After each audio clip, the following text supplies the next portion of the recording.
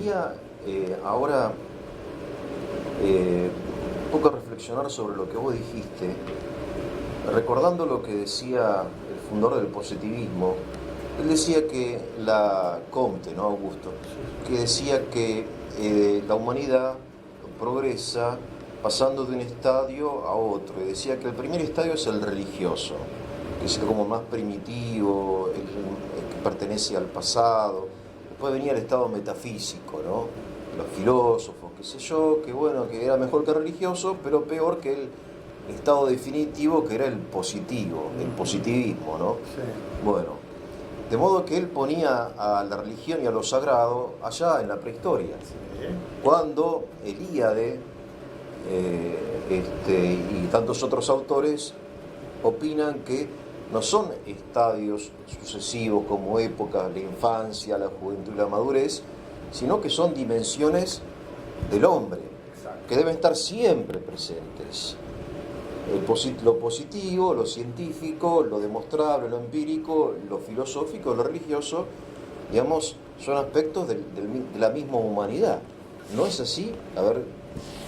Sí, primero es importante ver el contexto. Las civilizaciones clásicas suelen tener algunos conceptos muy paralelos.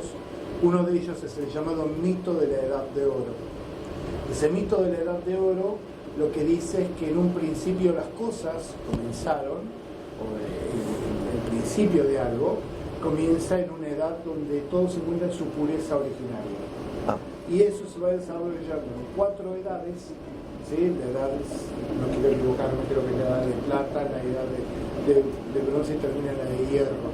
Es decir, hay como un descenso en la cualidad. Es como un mito universal esto de la...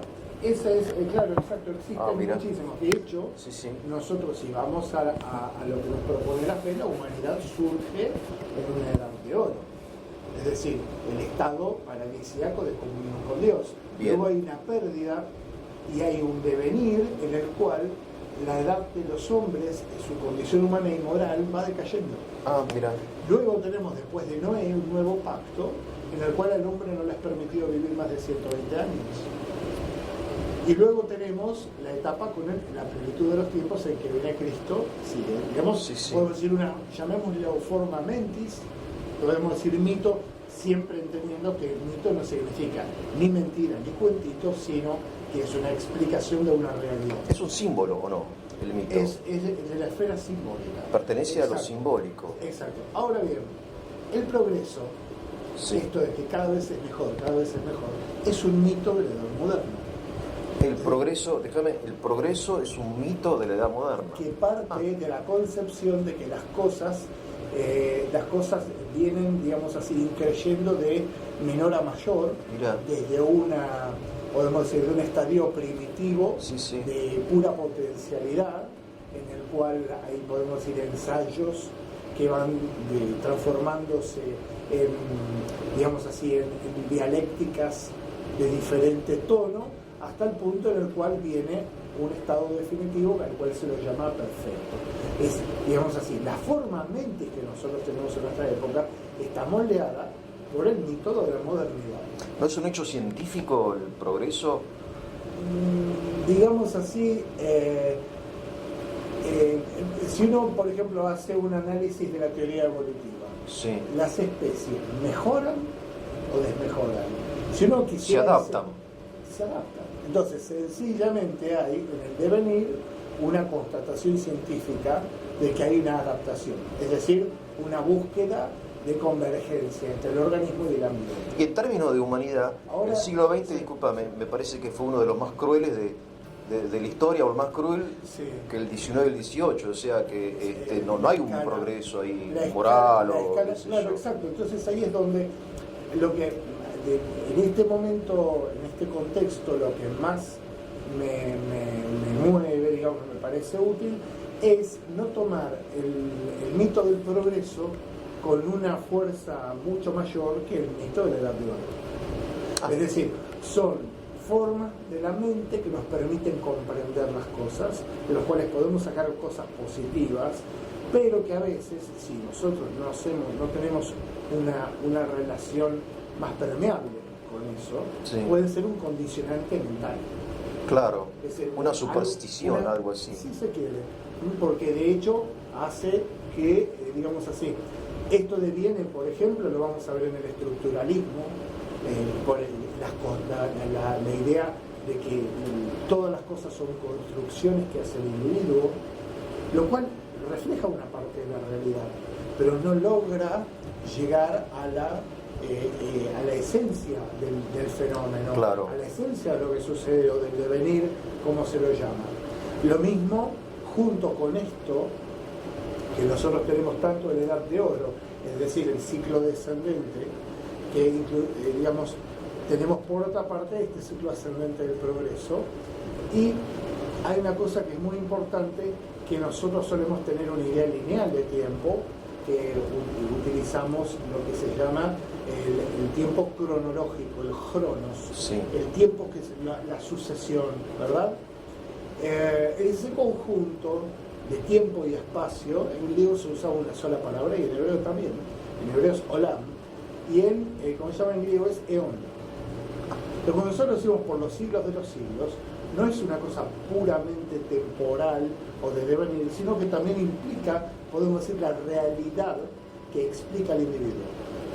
Es ese todo espacio-tiempo que contextúa a ese ser que es. ¿Sí? Es algo. Ahora bien, hay otro tipo de tiempo que ya no es el tiempo que deviene, es decir, la dimensión temporal, que inclusive la palabra devenir tiene un matiz de decadencia. La dimensión cronológica medible, digamos, como ¿no? Es un desgaste, podemos decirlo desde el punto de vista de la ciencia, es una entropía. La entropía, claro. ¿Sí? Se va perdiendo la energía. ¿Cómo conjugamos el progreso con la entropía? Vemos que es difícil, claro. Entonces, por eso ayuda a veces tener más de una referencia para poder triangular lo que uno está observando. Ese otro tipo de tiempo sí. se escribe kairos y se dice keros en griego. Sí. El keros es un tiempo vertical. Es la oportunidad, es la apertura que sucede, que puede suceder en un momento especial o no, sí. de la criatura con respecto al creador. Sí. Entonces, digamos, ¿qué hace la gracia de Dios? Inserta el kairos dentro del cronos. Es decir, abre ese tiempo cerrado sobre sí mismo que come a sus propias criaturas, sí. Lo abre a una dimensión de trascendencia, a unirse a algo que lo planifica, que lo lleva, digamos así, a su verdadera finalidad. Ya los griegos tenían, disculpame porque quiero entender, tenían como dos palabras. El cronos, que era el tiempo entendido de un modo así como lo entendemos nosotros, ayer, hoy y mañana, y el kairos es más puntual, es más, puedes entenderse como oportunidad, tiempo conveniente, como muchas cosas. Ahora bien, cuando nosotros hablamos del griego tamizado, pasado a categorías bíblicas, estamos hablando de que esa palabra, tal como la vivían los griegos, fue utilizada como un lenguaje técnico no puramente en el sentido tecnicista, de precisión, sino claro. de la precisión dentro de un tipo de lenguaje. Claro. Entonces, justamente ese kairos, ese keros, es una apertura de la criatura hacia esa trascendencia. Yo creo que para el hombre de hoy descubrir que el tiempo no solo es desgaste, no solo es exigencia, no solo es ahorrar y gastar, no solo es tratar de huir de la vejez,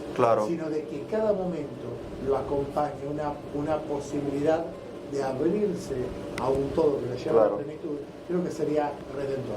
A mí me parece que este mito del progresismo también hay un elemento de voluntarismo, me parece, porque yo siempre acá repito una frase que canso, lo que decía un presidente argentino: estamos mal, pero vamos bien, ¿no?